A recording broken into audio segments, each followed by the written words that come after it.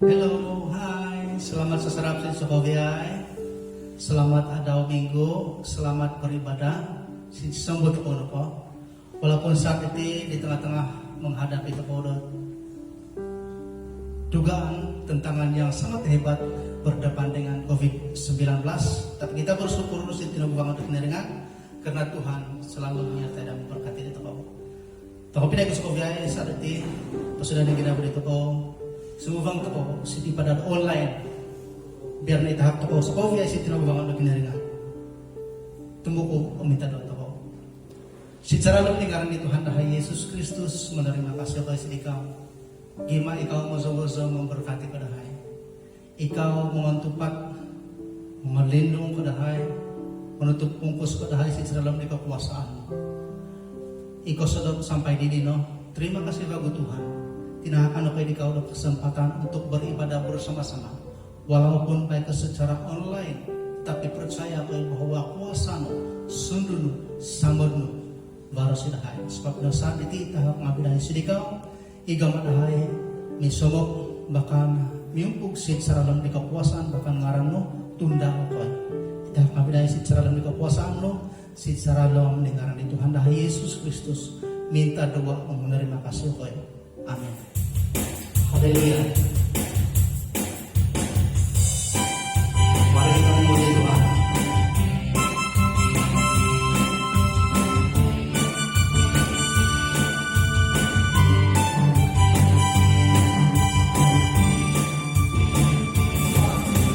Segala puji syukur hanya bagimu Tuhan, sebab Kau layak dipuji. Kami mau bersorak tinggikan namamu, haleluya, haleluya. Soraklah, haleluya, hey soraklah, haleluya, haleluya. Oh, soraklah, haleluya, hey soraklah, haleluya, haleluya.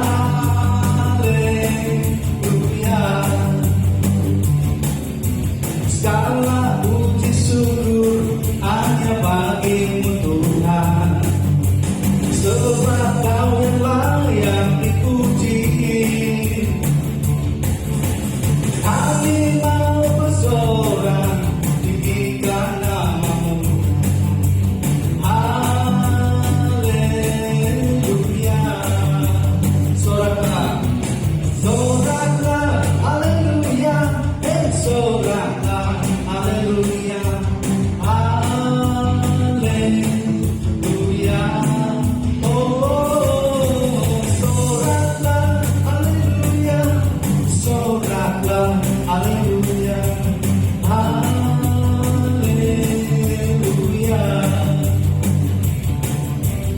haleluya,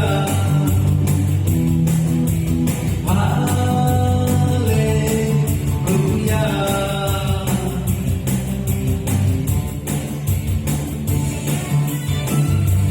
Amin. Haleluya. Saudara yang dikasihi Tuhan, mari kita menikmati firman Tuhan yang diambil di dalam Mazmur nomor yang pertama. Saya bacakan. Berbahagialah orang yang tidak berjalan menurut nasihat orang fasik, yang tidak berdiri di jalan orang berdosa, dan yang tidak duduk dalam kumpulan pencemooh, tetapi yang kesukaannya ialah Taurat Tuhan, dan yang merenungkan Taurat itu siang dan malam. Ia seperti pohon yang ditanam di tepi aliran air, yang menghasilkan buahnya pada musimnya, dan yang tidak layu daunnya, apa saja yang diperbuatnya berhasil. Bukan demikian orang fasik, mereka seperti sekam yang ditiupkan angin. Sebab itu orang fasik tidak akan tahan dalam penghakiman. Begitu pula orang berdosa dalam perkumpulan orang benar, sebab Tuhan mengenal jalan orang benar, tetapi jalan orang fasik menuju kebinasaan.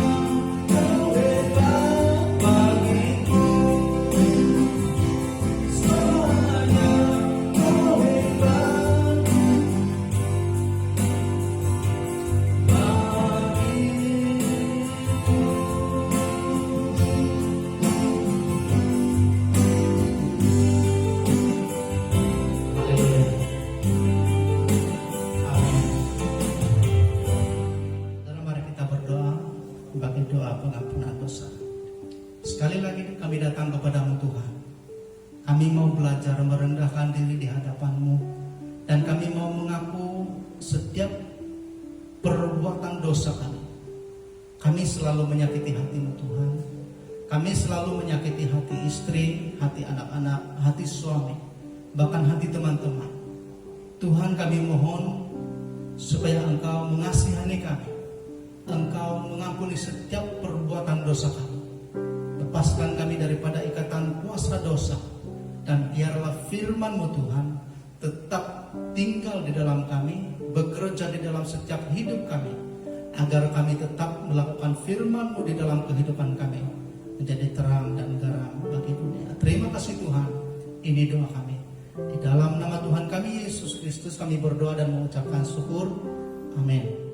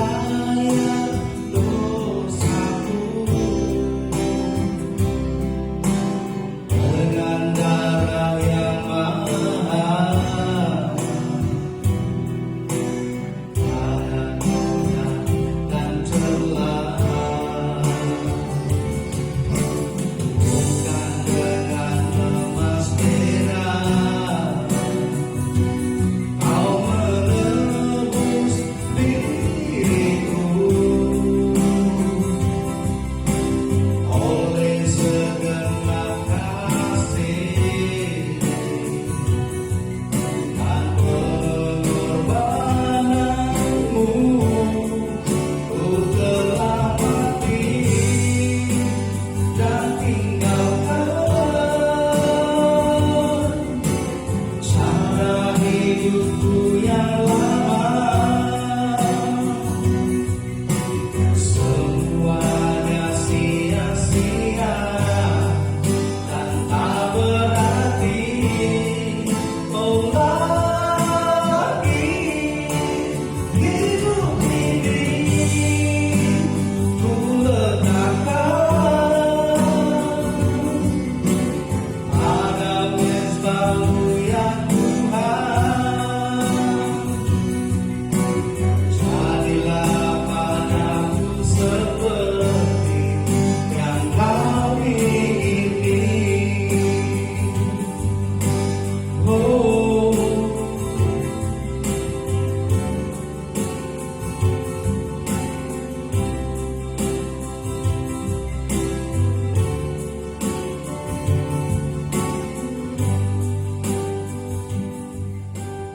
haleluya. Tengah ko sa kuliah, Allah surgawi sentiasa meneguhkan iman kita yang sejati. Oleh itu marilah kita bersama-sama melepaskan.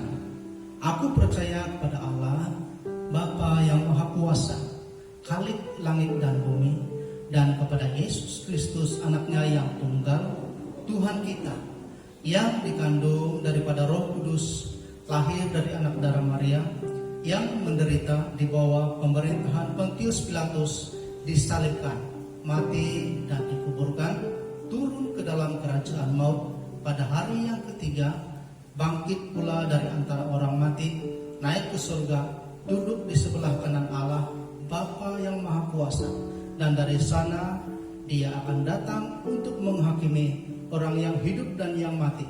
Aku percaya kepada Roh Kudus, gereja yang kudus dan am, persekutuan orang kudus, pengampunan dosa, kebangkitan tubuh, dan hidup yang kekal. Amin.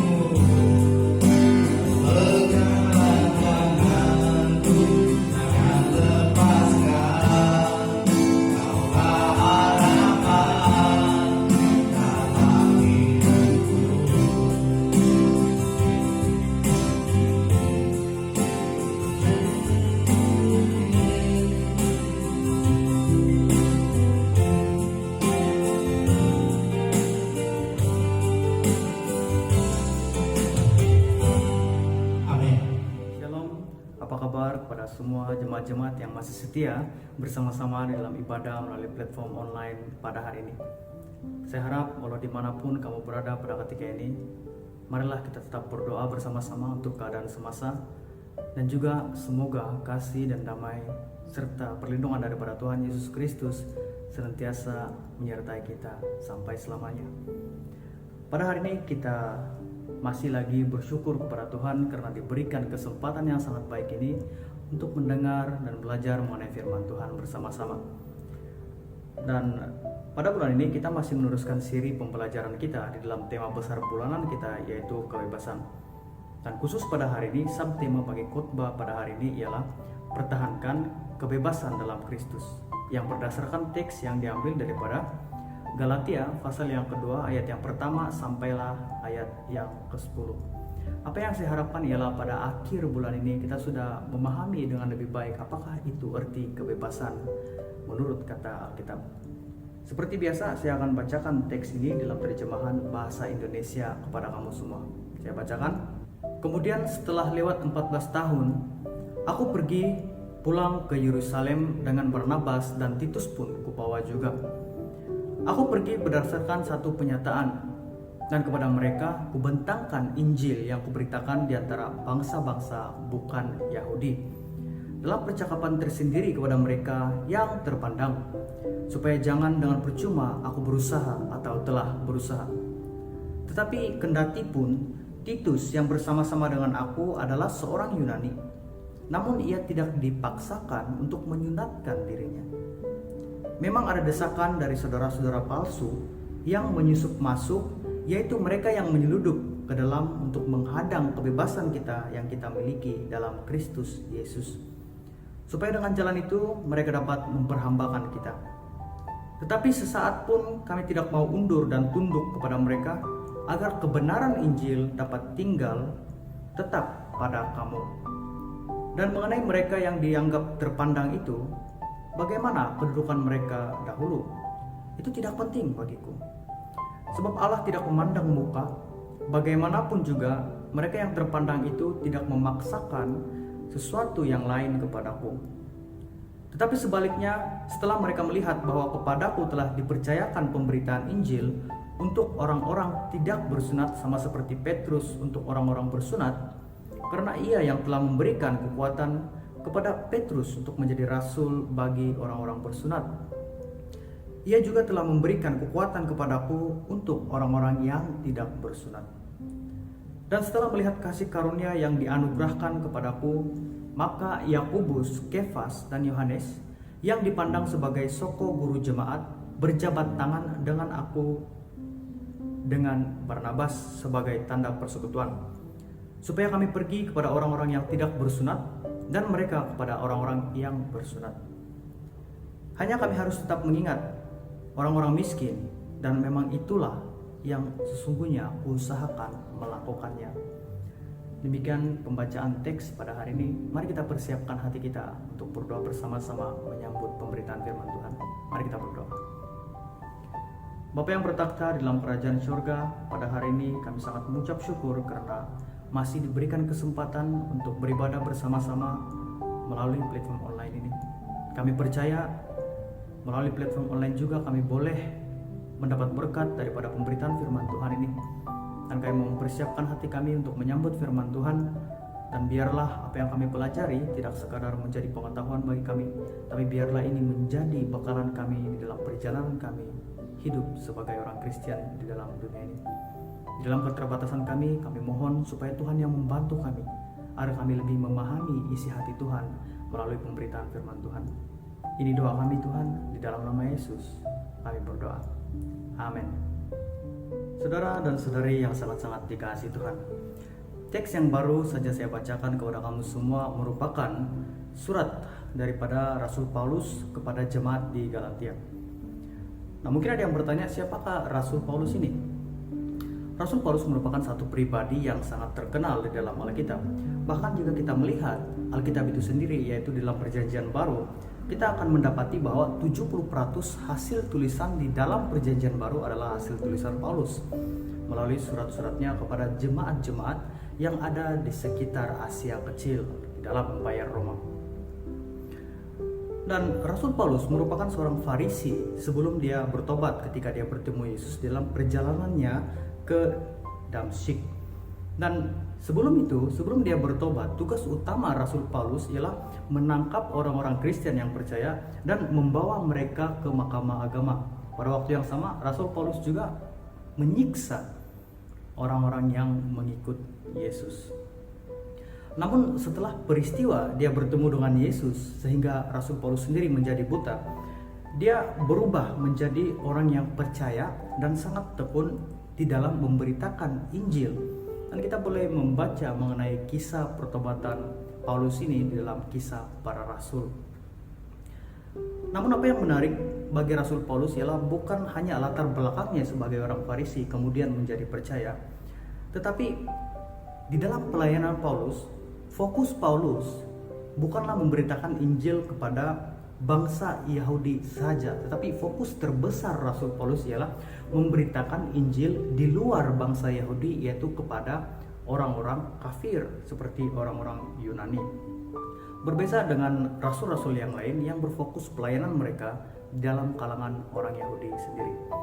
Kita boleh melihat di dalam ayat yang kedua teks kita pada hari ini, di mana Paulus mengatakan, "Aku pergi berdasarkan satu penyataan dan kepada mereka kubentangkan Injil yang kuberitakan di antara bangsa-bangsa bukan Yahudi," kata Rasul Paulus. Dan Injil tiba pada kita pada hari ini adalah disebabkan oleh Tuhan memakai Rasul Paulus dengan sangat luar biasa untuk menyebarkan Injil bukan di kalangan orang Yahudi saja, tetapi kepada bangsa asing. Dan pekerjaan Rasul Paulus itu diberkati oleh Tuhan sehingga pada hari ini kita melihat hasilnya. Injil sudah datang kepada kita. Nah, meskipun saya menjelaskan ini kelihatannya sangat-sangat mudah, namun apabila kita melihat situasi Paulus sendiri di dalam pelayanannya sebagai misionari, dia juga mendapat banyak tentangan dan cabaran daripada guru-guru palsu, dan bahkan cabaran untuk mendidik jemaah-jemaah ataupun orang percaya. Ini bukanlah satu tugas yang mudah bagi Rasul Paulus, karena ada saja salah paham, salah ajaran yang berlaku di dalam kawasan pelayanan Rasul Paulus seperti yang ada di dalam teks kita pada hari ini. Nah, kita akan melihat salah satu ajaran yang Paulus sendiri perlu perbaiki dan perbetulkan. Dan saya harap melalui pembelajaran kita pada hari ini, kita akan lebih memahami apakah itu arti kebebasan di dalam Kristus menurut kata Alkitab. Saudara dan saudari yang dikasihi Tuhan, jika kita melihat di dalam ayat yang ketiga, kita melihat satu nama, yaitu Titus. Nah, persoalannya ialah siapakah Titus ini? Secara sederhana, Titus merupakan seorang bukan Yahudi hasil daripada pelayanan Paulus. Dia menjadi percaya kepada Kristus, dan bagi Paulus, Titus adalah orang yang Paulus sangat percaya dan sangat kasihi. Nah, apa yang berlaku sebenarnya di dalam teks ini? Di dalam pembacaan kita tadi, kalau kita hanya membaca sekali dan sekali imbas saja, mungkin kita tidak akan dapat memahami ataupun mengerti apa yang coba disampaikan oleh Paulus sendiri. Namun, mari kita lihat di dalam ayat yang ketiga. "Tetapi kendati pun Titus yang bersama-sama dengan aku adalah seorang Yunani, namun ia tidak dipaksa untuk menyunatkan dirinya." Perkataan sunat itu sendiri merupakan satu masalah yang sebenarnya menjadi puncak kesalahpahaman di kalangan orang percaya. Kenapa persoalan sunat dan tidak bersunat ini timbul di dalam pelayanan Paulus? Mari kita lihat di dalam pasal yang kedua ayat yang ke-11 sampailah ayat yang ke-14. Saya akan bacakan ini kepada kamu semua. "Tetapi waktu Kefas datang ke Antiokhia, aku berterus terang menentangnya sebab ia salah. Karena sebelum beberapa orang dari kalangan Yakobus datang, ia makan sehidangan dengan saudara-saudara yang tidak bersunat. Tetapi setelah mereka datang, ia mengundurkan diri dan menjauhi mereka karena takut akan saudara-saudara yang bersunat. Dan orang-orang Yahudi yang lain pun turut munafik dengan dia, sehingga Barnabas sendiri turut terseret oleh kemunafikan mereka. Tetapi waktu kulihat bahwa kelakuan mereka itu tidak sesuai dengan kebenaran Injil, aku berkata kepada Kefas di hadapan mereka semua, "Jika engkau seorang Yahudi, hidup secara kafir dan bukan secara Yahudi, bagaimanakah engkau dapat memaksa saudara-saudara yang tidak bersunat untuk hidup secara Yahudi?" Apa yang berlaku di sini ialah peristiwa di mana Paulus menegur Petrus diungkit kembali oleh Paulus dalam teks ini. Paulus mengingat bahwa dia pernah menegur kemunafikan yang ditunjukkan oleh Rasul Petrus sendiri, di mana sebelum kalangan Yakobus, yaitu orang-orang yang merupakan orang Yahudi yang bersunat menjadi percaya, dia makan bersama-sama dengan golongan yang tidak bersunat. Namun setelah golongan Yakobus ini datang, Petrus tidak lagi makan bersama-sama dengan golongan yang tidak bersunat karena dia takut. Kenapa sunat ini penting?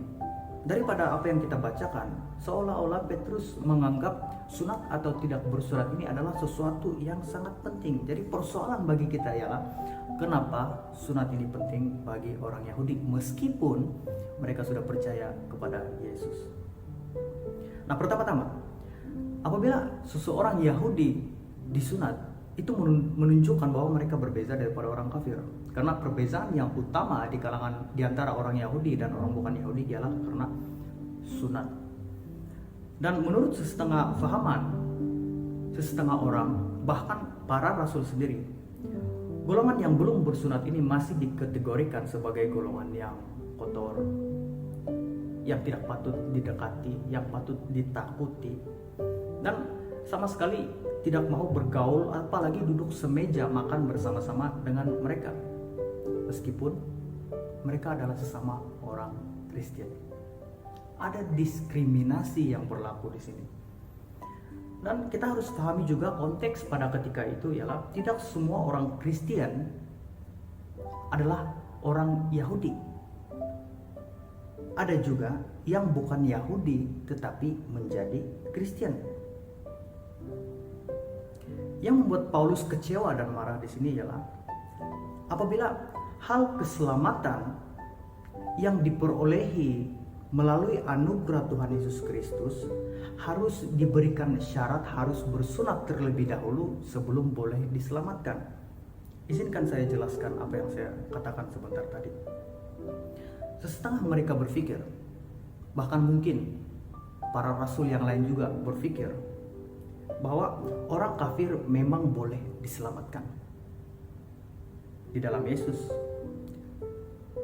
jika mereka terlebih dahulu disunat seperti apa yang tertulis di dalam hukum Musa. Dalam arti kata lain, meskipun kamu adalah orang Kristen, orang yang percaya, sebelum kamu menjadi Yahudi, kamu tidak boleh diselamatkan. Ini bahasa yang sangat sederhana untuk menjelaskan pahaman segelintir masyarakat orang-orang Yahudi yang percaya dan juga bahkan para rasul yang ada pada ketika itu. Namun persoalan yang patut kita tanyakan ialah, benarkah demikian? Benarkah kebebasan yang telah diberikan oleh Yesus Kristus harus diberikan syarat terlebih dahulu sebelum kita boleh masuk di dalam anugerah Tuhan? Benarkah demikian? Sudah semestinya tidak, menurut Paulus. Dan dia sampai mengatakan bahwa ia salah di dalam ayat yang ke-11. Kenapa? Mari kita pahami terlebih dahulu apakah itu hukum Musa. Kenapa hukum Musa ini penting bagi orang Yahudi? Nah, hukum Musa yang diberikan kepada bangsa Yahudi boleh bermaksud hukum 10 atau kitab daripada Kejadian sampailah kitab Ulangan. Itu yang merupakan bagi orang Yahudi adalah hukum Musa. Dan kalau kita memerhatikan penggunaan kata di dalam Perjanjian Baru, sebenarnya setiap kali perkataan hukum Taurat digunakan ataupun hukum Musa digunakan, itu merujuk kepada apa yang disebut sebagai Tanakh bagi orang Yahudi. Dalam kata lain, hukum boleh bermaksud hukum 10 ataupun undang-undang hukum-hukum yang terdapat daripada 5 kitab Kejadian sampailah kitab Ulangan. Dan di dalam kelima buku inilah orang-orang Yahudi merujuk hukum mereka, baik hukum sibil ataupun hukum beribadah dan banyak hukum-hukum yang lainnya. Sebab itulah dalam teks kita pada hari ini timbul persoalan mengenai hal bersunat untuk memperoleh keselamatan. Karena ini terbawa-bawa. Setengah orang masih terbawa-bawa fahaman mengenai hukum ini yang akan menyelamatkan mereka. Dan apabila kita bercakap mengenai hukum, kita berfokus mengenai hukum. Keselamatan bukan lagi anugerah, tetapi yang kita sebut sebagai legalistik, ataupun kita bekerja untuk mendapatkan hukum. Dalam bahasa yang lainnya, kita mengumpul pahala dengan mentaati setiap hukum itu agar kita boleh diselamatkan. Tetapi saudara dan saudari yang dikasihi Tuhan, ketika Yesus mati di atas kayu salib, kita dibebaskan. Kita dibebaskan. Sesiapa yang percaya dengan pekerjaan Tuhan Yesus dan setia, pasti akan diselamatkan. Jadi berbalik kepada persoalan ini, benarkah keselamatan akan diperolehi dengan mematuhi hukum Musa, atau menjadi orang Yahudi dahulu baru boleh diselamatkan? Benarkah? Jawaban yang sederhana ialah tidak. Seperti yang saya jelaskan tadi, keselamatan itu adalah anugerah Allah. Keselamatan tidak boleh dibeli, tidak boleh diperolehi dengan usaha sendiri, tetapi merupakan anugerah Allah. Anugerah di dalam bahasa yang sederhana ialah sesuatu yang kita tidak layak miliki tetapi diberikan kepada kita. Itulah anugerah. Nah, kenapa keselamatan itu tidak boleh dibeli dan tidak boleh diperolehi dengan kekuatan manusia? Izinkan saya jelaskan dengan satu situasi. Kita mengambil satu contoh saja di dalam Hukum 10 sebagai contoh. Hukum ini diberikan untuk menjadi kayu pengukur bagi kita betapa berdosanya kita di hadapan Tuhan. Nah, hukum yang ke-10 dalam Hukum 10 itu, jangan mengingini. Berapa banyak kali kita mengingini? Nah, kenapa di dalam Hukum 10 ini ada tertulis jangan mengingini? Karena mengingini dengan hati yang jahat akan membuatkan kita melanggar semua hukum-hukum yang lainnya, yaitu mencuri, membunuh, dan sebagainya. Sebab itulah, daripada usaha kita mematuhi hukum ini, kita tidak boleh mematuhinya 100%. Dan ramai di antara kita, termasuk saya sendiri, sudah banyak kali melanggar hukum-hukum ini. Mungkin jika kita berurusan dengan sesama manusia, kita boleh bertimbang rasa dan bertoleransi jika kesalahan yang dilakukan bukanlah seberat dan seserius manapun. Namun satu hal yang perlu kita pahami ialah apabila kita berhadapan dengan Allah, Dia adalah Allah yang kudus, tidak boleh dicemari walaupun setitik dosa pun. Dan di hadapan Allah tidak ada istilah dosa kecil ataupun dosa besar, tetapi semua dosa upahnya adalah maut. Dan sepanjang kehidupan kita, kira-kira sudah berapa banyak dosa yang kita lakukan? Masih layakkah kita di hadapan Tuhan? Jika satu dosa upahnya adalah maut, bayangkan berapa banyak dosa yang kita lakukan di dalam kehidupan kita. Justru saudara dan saudari yang dikasihi Tuhan, hukum Musa ataupun hukum Taurat diberikan untuk memperingatkan kita, menjadi kayu pengukur bagi kita betapa berdosanya kita di hadapan Tuhan, betapa kita tidak layaknya di hadapan Tuhan. Namun satu yang indah mengenai hukum ialah melalui hukum ini kita sadar betapa kita memerlukan anugerah Tuhan. Kita sadar bahwa kematian Yesus di atas kayu salib adalah sesuatu yang berharga, Karena melalui kematian Yesus, kita yang tidak layak dilayakkan. Kita yang tidak mampu dimampukan. Kita yang masih menjadi hamba kepada dosa dan hukum dibebaskan melalui kematian Yesus di atas kayu salib. Dan daripada bilur-bilurnya, luka-luka Yesus, kita disembuhkan. Berbalik kepada teks kita pada hari ini. Adakah orang yang bersunat sahaja yang diselamatkan? Atau adakah hanya dengan menjadi orang Yahudi sahaja baru kita boleh diselamatkan meskipun kita sudah percaya dengan Yesus? Tidak. Karena keselamatan adalah anugerah Allah yang dengan iman kita memperolehinya, bukan dengan mengubah status kita menjadi orang Yahudi terlebih dahulu baru diselamatkan. Tapi satu hal yang kita harus ingat bahwa Paulus tidak mengajar jemaat-jemaat untuk membuang hukum Taurat, tetapi dia membetulkan fahaman jemaat-jemaat, dan ada segelintir di kalangan mereka mengenai penyalahgunaan hukum Taurat. Dalam arti kata lain, Paulus inginkan ialah, jika kamu orang Yahudi, buatlah sesuatu, hiduplah sesuatu sesuai dengan iman kamu. Dan jika kamu bukan orang Yahudi, buatlah sesuatu seperti yang kamu imani. Tetapi biarlah segala sesuatu yang kamu buat itu memuliakan Allah. Berbalik kepada ayat yang ketiga. Titus yang bersama-sama dengan aku adalah seorang Yunani, namun ia tidak dipaksa untuk menyunatkan dirinya. Apakah maksudnya? Daripada luaran, ayat ini seakan-akan hanya menegaskan hal sunat. Namun maksud tersirat di dalam hal ini ialah seseorang yang sudah percaya, walaupun dia bukan Yahudi, tidak perlulah dia menjadi orang Yahudi barulah dia diselamatkan.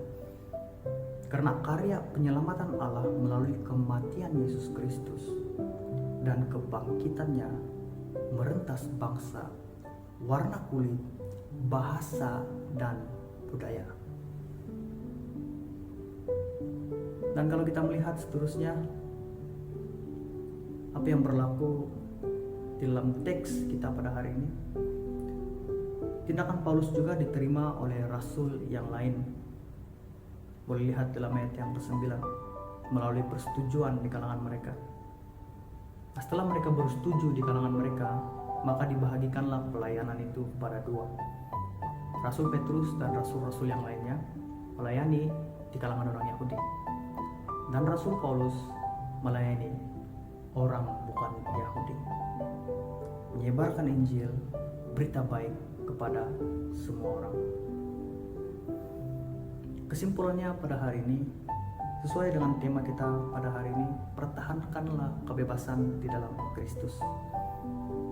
Secara sederhana kita sudah mengetahui bahwa kita telah dibebaskan oleh Kristus.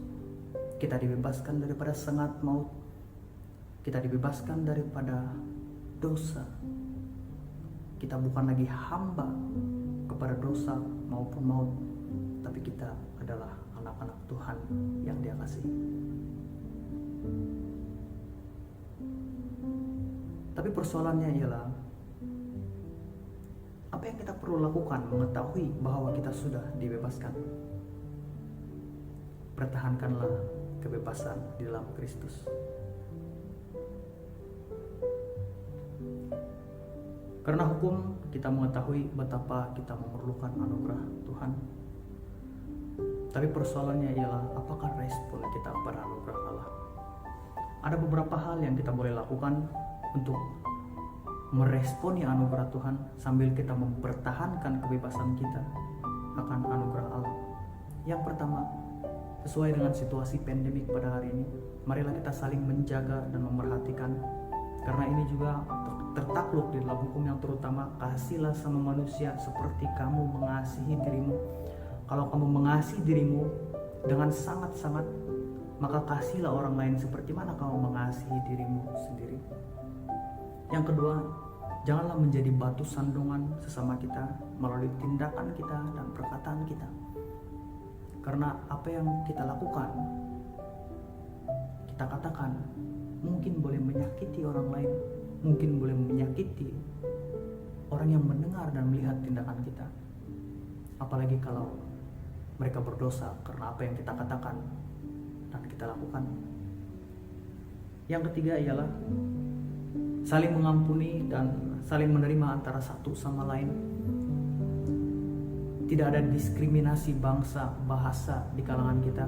Dan marilah kita coba bersatu di dalam satu kepelbagaian yang indah, harmoni seperti lagu yang diiringi oleh berbagai instrumen musik.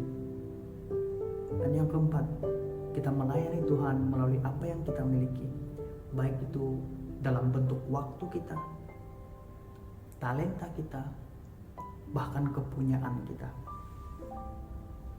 Dan yang kelima, yang terbesar dan yang terakhir ialah biarlah segala tindakan kita memuliakan Allah. Dengan ini kita mempertahankan kebebasan kita di dalam Kristus. Kita tidak mengambil kesempatan di dalam kebebasan ini untuk melakukan dosa, tapi mengambil kesempatan dalam kebebasan ini untuk berbuat kebaikan sesama kita. Kita melayani Tuhan melalui melayani sesama. Semoga Tuhan memberkati dan melindungi kamu walau dimanapun kamu berada pada ketika ini. Mari kita berdoa bersama-sama.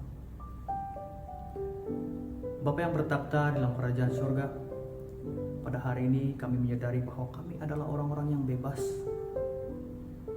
dan kami bersyukur atas kebebasan yang Tuhan telah berikan kepada kami melalui Yesus Kristus. Dan biarlah kami meresponi kebebasan ini dengan apa yang kami miliki. Hidup ini Tuhan Engkau yang memakai. Jadilah seperti yang Engkau kehendaki di dalam kehidupan kami. Tuhan,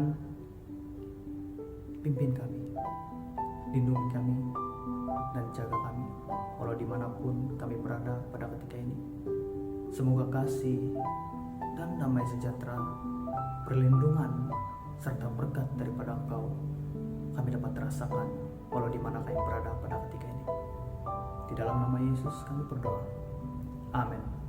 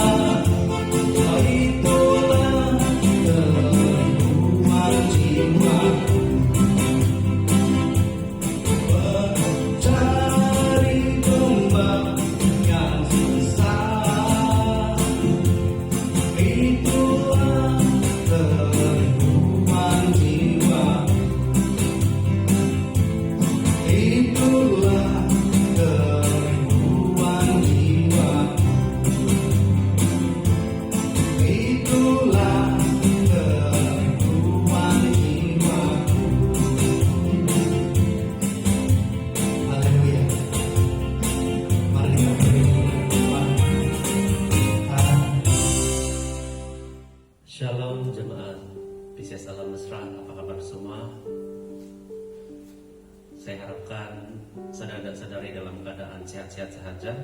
Meskipun kita di dalam wabak pandemik sekarang ini yang sedang menular dan meningkat statistiknya, tapi percayalah saudara dan saudari, mari kita bersama-sama saling mendoakan dan saling menguatkan satu sama dengan yang lain. Saudara-saudara terkasih di dalam nama Tuhan Yesus Kristus, bagi menyokong usaha kerajaan untuk membendung wabak penyakit COVID-19 ini, mari kita sama-samakan untuk mendaftar sebagai penerima vaksin. Tidak dilupakan juga kepada warga tua dan ibu mengandung, tolonglah supaya kita semua mendaftar untuk mendapatkan vaksin, karena di dalam suasana sekarang ini ada varian baru yang sangat berbahaya. Jadi mari kita sama-sama menyokong usaha kerajaan ini. Dan akhir kata dari saya, mari kita sama-sama berdoa sesama sendiri dan untuk rekan-rekan kita yang lain supaya terus dalam usaha kita membendung ini. Shalom dari saya dan terima kasih. Pangapilay ko sa Koviay, sebelum opong ibadah di toko di Sarapiano, mendapat toko Tuhan Yesus berkata, inilah perintah yang paling utama, dengarlah hai bangsa Israel. Tuhan Allah kita, dialah Tuhan yang esa. Kasihilah Tuhan Allahmu dengan sepenuh hatimu, dengan segenap jiwamu, dengan seluruh akalmu, dan dengan segala kekuatanmu. Perintah yang kedua ialah, kasihilah sesamamu manusia seperti kamu mengasihi dirimu sendiri. Tidak ada lagi hukum yang lebih utama daripada perintah ini. Amin. Untuk mengakhiri ibadah kita pada pagi hari ini, mari kita tunduk kepala dan berdoa. Bapa di surga, Tuhan kami Yesus Kristus, Tuhan Juru Selamat kami yang hidup, sekali lagi kami datang kepadamu.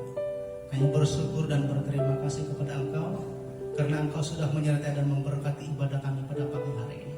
Semuanya karena Engkau, semuanya karena pujian hanya Engkau. Sebab itu kami mau serahkan kepada Engkau segala pujian, syukur, hormat, kemuliaan hanya bagi Engkau Tuhan. Terima kasih, dan ini doa kami. Tunggu pindah sekalian, marilah kita mengakhiri ibadah kita pada pagi hari ini dengan menerima berkat daripada Tuhan kita Yesus Kristus, kasih Allah Bapa dan penyertaan kuasa Roh Kudus saat ini dan selama-lamanya.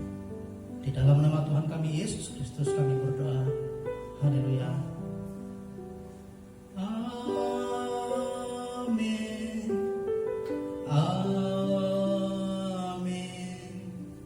Amin.